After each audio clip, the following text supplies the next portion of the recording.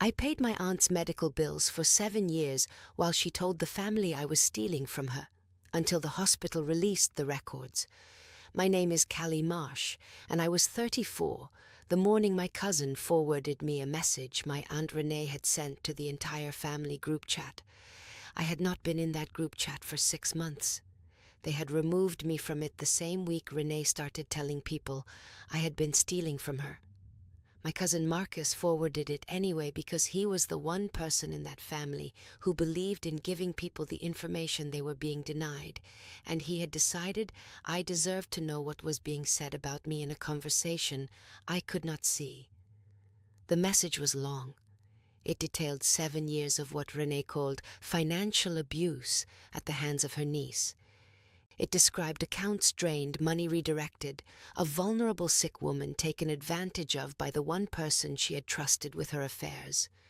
It described me. It had 43 responses. 31 of them were variations of, how could she and I always knew something was off, and she seemed so helpful, but you never really know. 11 of them were prayer hands. One of them was my cousin Marcus saying, "This doesn't sound right." I read every message.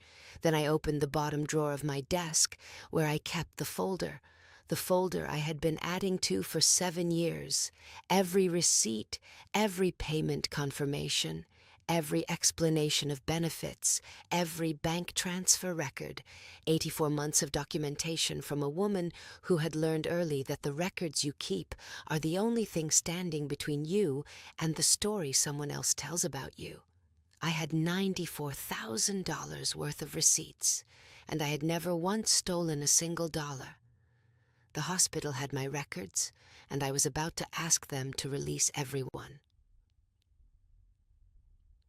Welcome back to Quiet Justice Stories, where the quiet ones finally get heard, and the truth always arrives with paperwork. If you have ever been accused of the exact thing you were doing for someone, this story is for you. Drop a comment below and subscribe so the next one finds you. My Aunt Renee is my mother's older sister. She is 61 years old, and she has the particular quality of a woman who has always been the most dramatic person in any room she entered, and who learned at some point that drama was a form of power and never unlearned it. She is not entirely a villain.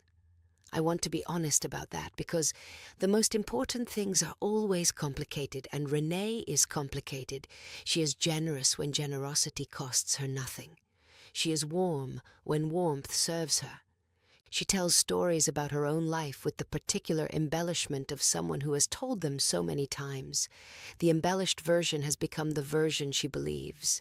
She is also a woman who was diagnosed with a serious autoimmune condition 7 years ago that changed the material conditions of her life in ways that were real and significant and that I do not minimize. She could not work after the diagnosis. Her insurance was inadequate. Her savings were thin. Her medical bills arrived like weather, constant, varied, always more than she had prepared for. She called my mother first. My mother, who has a heart that has never learned to say no to people she loves, called me. I need to tell you what I do before I tell you why I said yes. I am a medical billing specialist.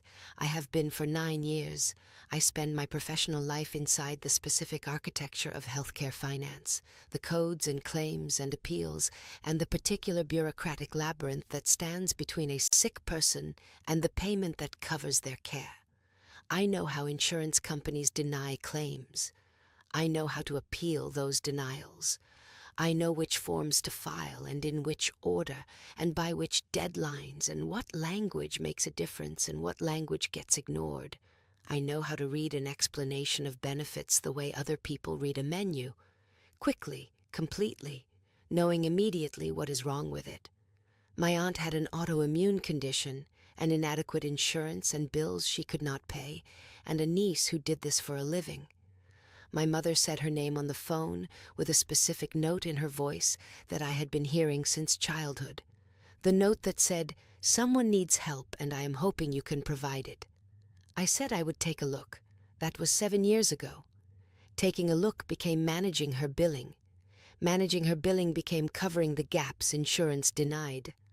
Covering the gaps became something I paid for out of my own account every month for 84 consecutive months without a single month off.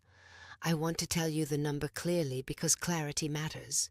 $94,000. Not approximately. Not rounded. $94,211.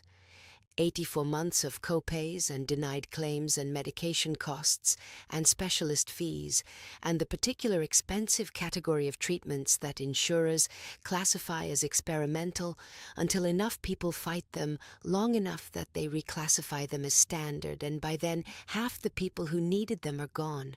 I paid everyone. I tracked everyone. I kept the folder. In the beginning, Renee was grateful. Genuinely. Specifically grateful in the way people are grateful when they are frightened and someone appears with competence and resources. She called me her angel. She told my mother I was the best thing that had happened to her since the diagnosis. She sent me cards, actual handwritten cards in envelopes, thanking me for what I was doing and saying she did not know what she would have done without me. I still have some of those cards. They are in the folder. Behind the receipts, somewhere around year 3, the gratitude changed, not dramatically, not with an announcement. The cards stopped first, then the thank yous became shorter and less frequent, then they became absent, and somewhere in year 4, something else arrived in their place. Questions, not curious questions, suspicious ones.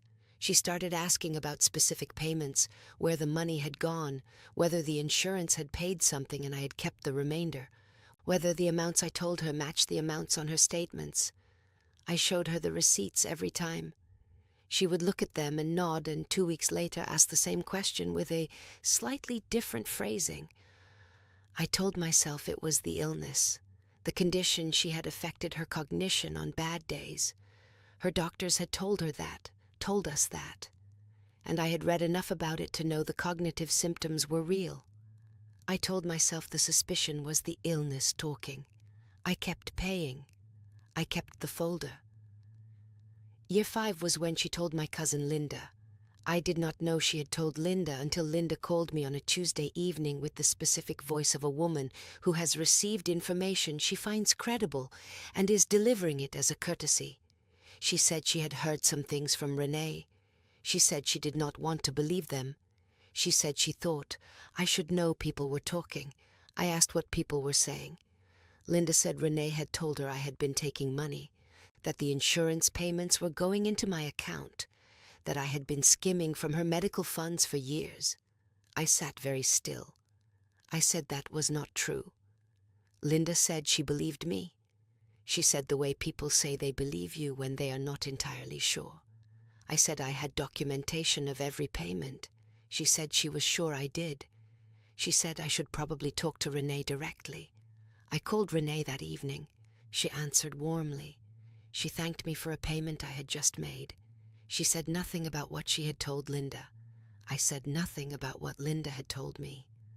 I hung up and sat at my kitchen table and opened the folder and added Linda's call to the notes section I had been keeping since year 1. Date, summary, people involved. I kept notes the way I kept receipts. Everything dated, everything specific, everything in order. By year 6, the story had grown. It had grown the way stories grow in families, organically through retelling, each version slightly larger than the last, each listener adding their own texture until the original shape was barely visible underneath the accumulated weight of everyone's contribution. My cousin Sandra called. My Uncle Paul left a voicemail. My mother's friend from church, who had known me since I was 7 years old, sent a text saying she was praying for clarity in the situation. The situation, as if $94,000 in paid medical bills was a situation rather than a record. I did not respond to most of them. I kept paying. I kept the folder.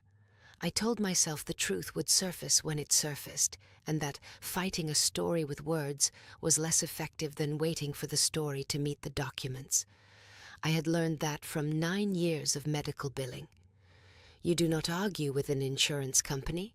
You file the appeal with the correct documentation, and you let the documentation do the arguing. I was filing the appeal. I was just waiting for the right hearing. The removal from the group chat happened on a Wednesday. I noticed it the way you notice a door has been locked. Not dramatically, just the specific absence of something that had been present. I was gone. The group chat with the family recipes and the holiday planning and the birthday announcements and the 31 responses to Renee's accusations? Gone. I was not sent a message explaining it. I was simply no longer there. That was the moment I understood the story had reached its final form. It was no longer whispers between cousins. It was consensus. The family had held a vote I had not been invited to, and the verdict had been delivered by removing my name from a group chat the way you remove a problem by pretending it does not exist. I sat at my kitchen table. I opened the folder. I counted the receipts.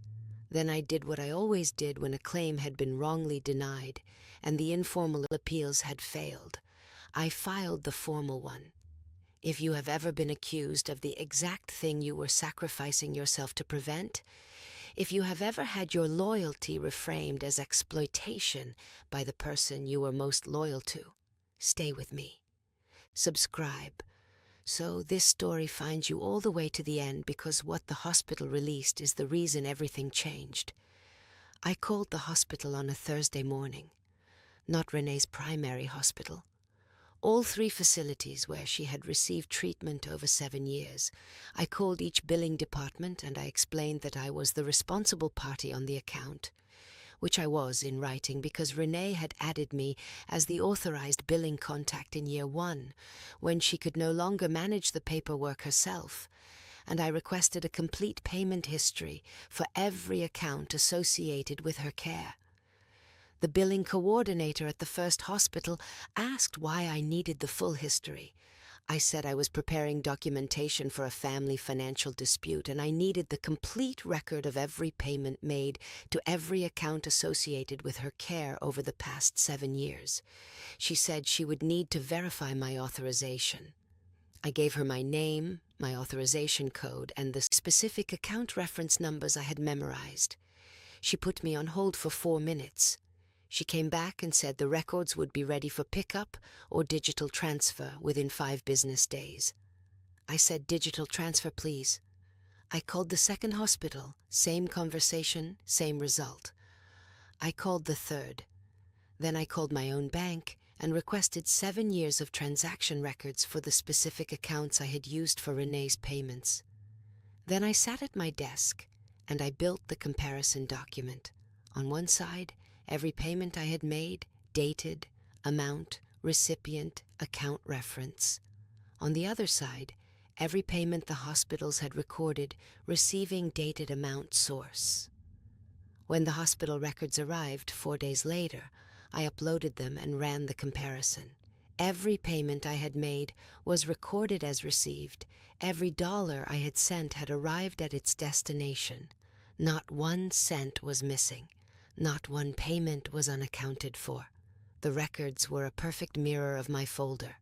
$94,211.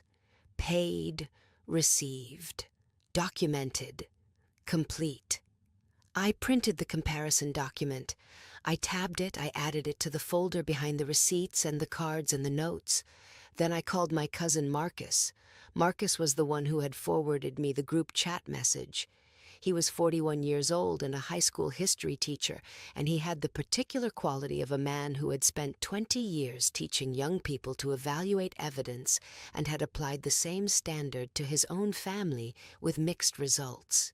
He had believed me from the beginning, not because he was certain, because he understood that certainty required evidence, and he had not seen evidence for Renee's version, and he had decided to reserve judgment until he did. I told him I had the hospital records. He was quiet for a moment. Then he said all of them. I said all 3 facilities, 7 years, every payment, compared against my bank records, every dollar accounted for. He said, "Callie." I said, "I know." He said, "What do you want to do?" I said I want to sit down with the family and go through the records together. He said some of them have already decided. I said I know that too. He said, "Are you sure you want to do this?" I said I have been paying her bills for 7 years, and she told 43 people I was stealing from her. He was quiet again. Then he said, "When?" I said, "Saturday." He said, "I will make the calls." Marcus made the calls. He called my mother and my Uncle Paul and my cousin Linda and my cousin Sandra and 2 other family members who had been active in the group chat. He said there was new information about the situation with Renee and that he thought everyone should hear it together. He did not tell them what the information was. He did not tell them I would be there. He said Renee should come too. Renee came. Of course she came. A woman who had spent 2 years building a story about being stolen from was not going to miss the meeting where that story was going to be addressed. She arrived before me. I know this because Marcus texted me when she sat down. I parked on the street. I sat in my car for 3 minutes.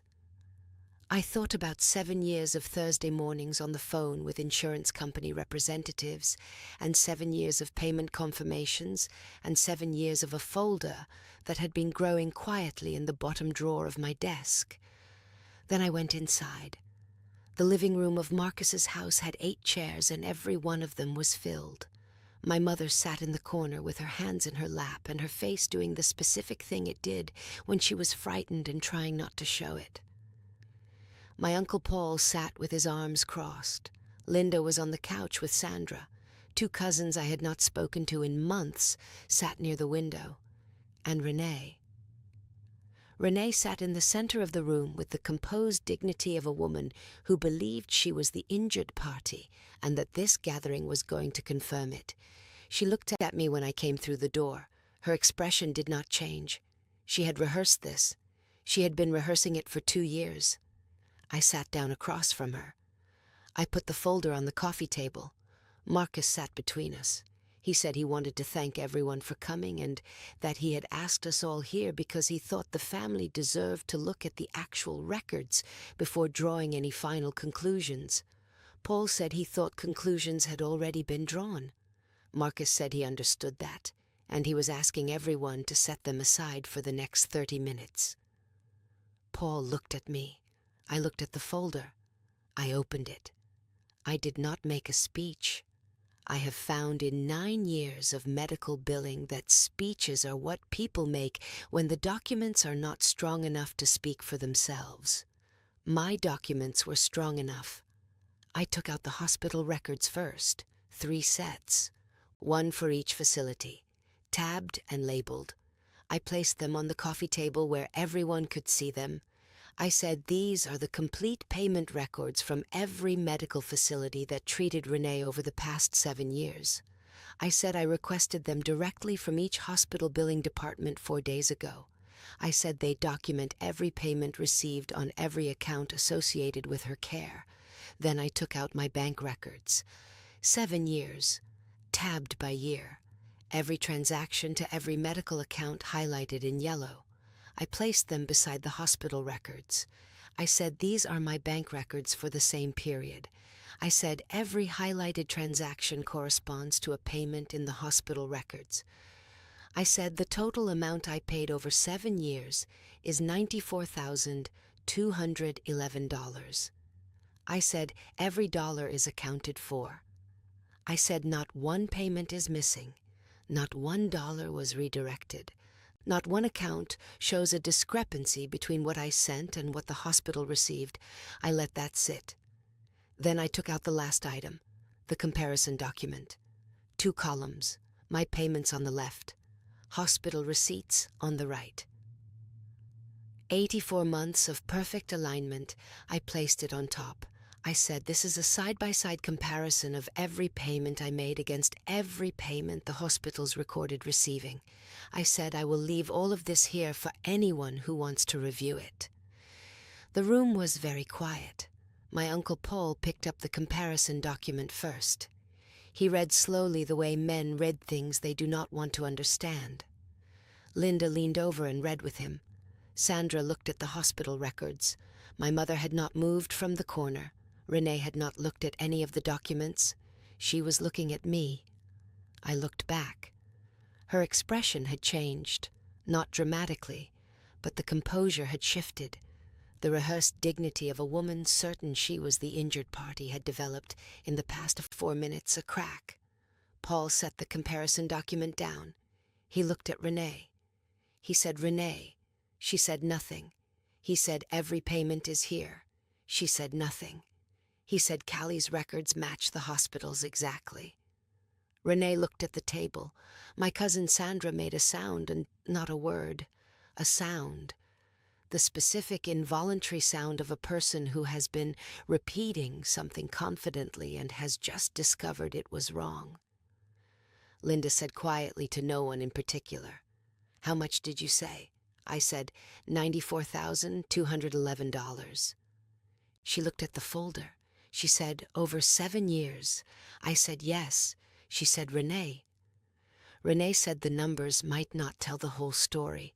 Marcus said, "Which numbers specifically?" Renee said some of the payments might have come from her own accounts. I took out the bank statements for Renee's accounts. I had requested those too. Through the billing authorization that was still active in her name, I placed them on the table.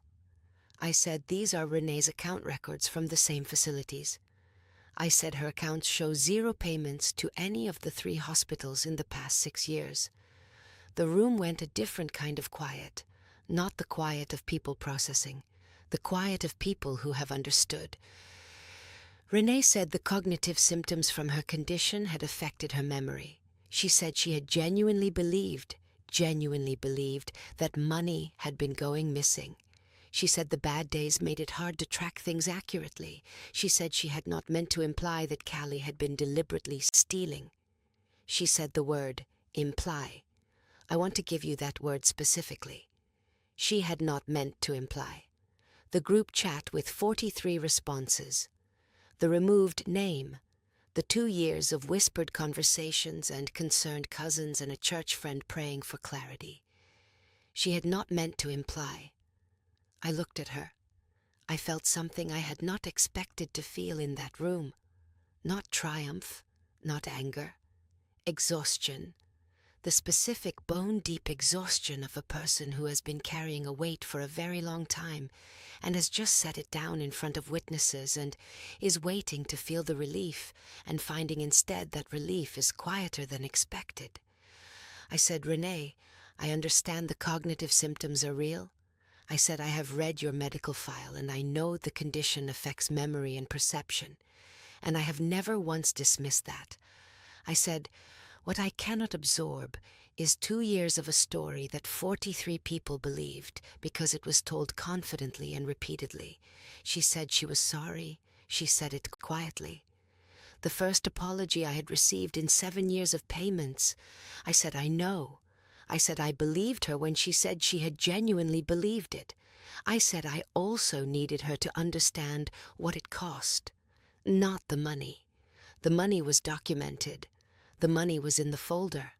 The cost I meant was the year of Sundays without the family group chat, the cousins who had looked at me with the specific expression of people who have decided, the church friend's text about praying for clarity. She looked at the table. I said, "I am not going to continue managing your billing." I said, "I will help you find someone qualified to take over." I said, "I will transfer all the records completely and document the transition the same way I documented everything else." I said, "After that, I am going to need some time." She nodded. She did not ask how much time. That was the right instinct. Marcus walked me to my car afterward. He stood on the sidewalk in the November cold and he said, "I'm sorry it took this long." I said it took the time it took. He said she had everyone convinced. I said she had everyone convinced because the story was simple and the truth was complicated, and simple stories always travel faster than complicated ones. He said, "That sounds like something a very tired person says." I said, "I am a very tired person." He said, "You could have shown us the folder years ago." I said, "I know." He said, "Why didn't you?" I thought about that for a moment. I said, because I was still hoping the story would correct itself without me having to prove anything. He said, "Does it ever?" I said, "No." He said, "That's what I thought." He put his hand on my shoulder briefly. He said, "You kept every receipt." I said, "I always keep every receipt." He said, "That's why you won." I said, "I did not feel like I had won." He said, "I know." He said, "But you did." The transition of Renee's billing took 3 weeks. I found her a patient advocate through her primary care network, a woman named Sue, who specialized in exactly the kind of complex multi-facility billing that Renee's condition required, and who came with references and a contract and a clear fee structure. I transferred every record, every account number, every contact at every hospital, every prior authorization reference. I documented the transition the way I documented everything, completely, dated, in writing, with confirmation from every party that the records had been received and the authorizations had been transferred. Sue called me the week after the handoff and said the records I had provided were the most comprehensive she had ever received from a family member. I said, "I kept everything." She said, "I could tell." She said Renee was lucky to have had someone like me. I said yes. I did not say anything else. The family group chat added me back 3 weeks after the Saturday meeting, not with an announcement, not with an apology, just a notification that I had been added by Marcus. I looked at it for a moment. I did not send a message. I set the phone down. Some things you accept without celebrating.